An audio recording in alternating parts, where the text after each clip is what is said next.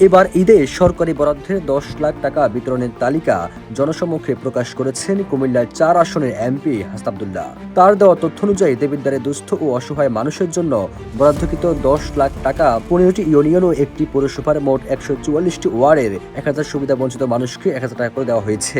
এছাড়া ব্যক্তিগত ও দলীয় উদ্যোগের মাধ্যমে আরও 500 পরিবারকে ঈদ সামগ্রী দেওয়া হয়েছে বলেও জানান তিনি।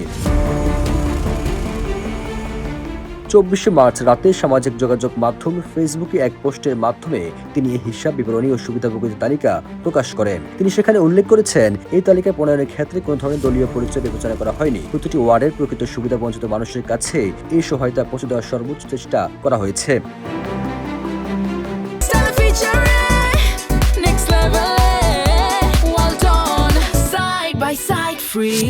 তবে তিনি স্বীকার করেছেন, প্রয়োজনের তুলনায় বরাদ্দ সীমিত হওয়ায় সব দুস্থ মানুষকে এই তালিকায় অন্তর্ভুক্ত করার সুযোগ হয়নি। সরকারি বরাদ্দে 1000 জন এবং ব্যক্তিগত উদ্যোগে 500 জন সহ মোট 1500 জন এই সহায়তার আওতায় এসেছেন। নিরাপত্তার স্বার্থে প্রকাশিত তালিকায় উপকারভোগীদের জাতীয় পরিচয়পত্র ও মোবাইল নম্বর আংশিক ঢেকে দেওয়া হলেও হাসান আব্দুল্লাহ জানিয়েছেন, প্রশাসনিক যে কোনো অনুসন্ধানের জন্য সব তথ্য উন্মুক্ত রাখা হয়েছে। স্বচ্ছতা নিশ্চিত করতেই তিনি এই উদ্যোগ নিয়েছেন বলেও ওই পোস্টে তিনি উল্লেখ করেছেন। এর আগে 10 মার্চ রাতে লাইভে এসে নিজের নির্বাচনী এলাকার উন্নয়ন কার্যক্রম নিয়ে বিস্তারিত ব্যাখ্যা দেন হাসনাত।